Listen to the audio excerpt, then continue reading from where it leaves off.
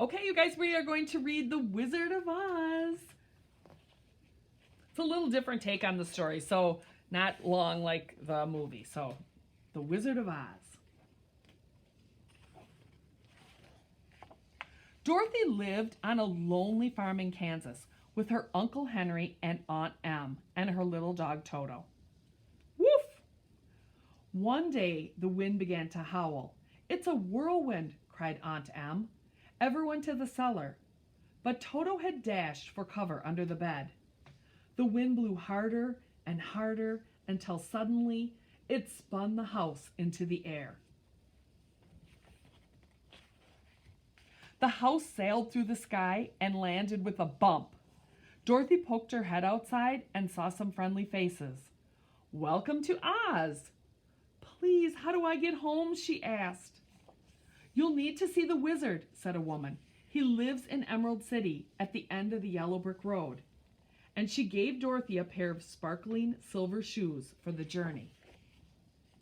Dorothy's new shoes tinkled on the yellow bricks as she walked along the road. "Hello there," called the Scarecrow. "Where are you going?" "To see the wizard," replied Dorothy. "Can I come?" said the Scarecrow. "I want to ask the wizard for some brains." "Of course," said Dorothy with a smile. A few miles on, they saw a Tin Man. He stood stock still, his arms stuck behind his head. "Help!" he grunted. "I've rusted up." Dorothy picked up a nearby oil can and trickled oil onto his stiff joints. "We're on our way to see the wizard," she said. "Can I come?" asked the Tin Man. "I want to ask the wizard for a heart." They had barely set off again when a lion leaped out of the trees with a terrible roar. The Scarecrow trembled, but Toto barked. "Oh," yelped the lion, "don't hurt me.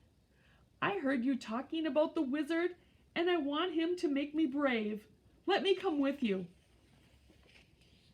The four of them followed the yellow brick road as it wound on and on past forests and rivers and fields. At last, they came to a city of glittering emeralds. A gatekeeper gave them each a pair of green glasses and led them to the wizard's palace. "I'll help you if you help me," said the wizard. "First, you must kill the Wicked Witch." The Wicked Witch lived in a castle guarded by wolves and crows.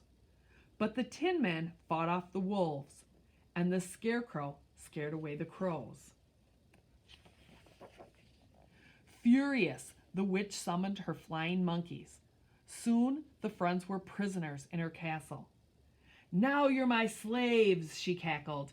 "Get to work." Then the witch noticed Dorothy's beautiful silver shoes. "I want those shoes," thought the witch.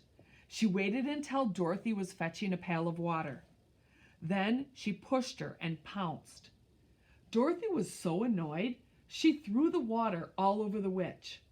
At once, the witch melted away into a puddle. "She's gone," cried Dorothy, quickly putting on her shoes. "We can claim our rewards."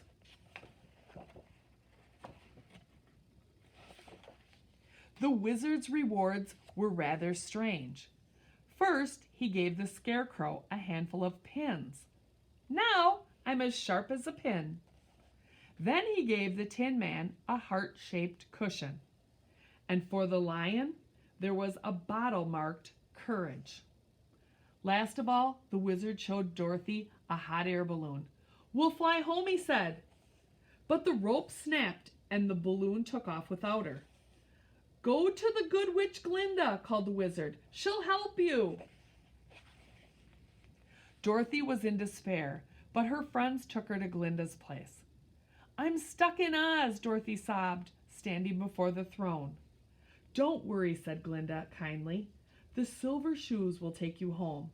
Just knock the heels together and wish." Dorothy and Toto whirled through the air and landed back on the farm. There stood Aunt Em in front of a brand new farmhouse. Dorothy ran up and threw her arms around her. I've been on an amazing adventure, she said, but oh, I'm so glad to be home. And Toto barked as if to say, me too. I hope you guys liked it. Have a good day.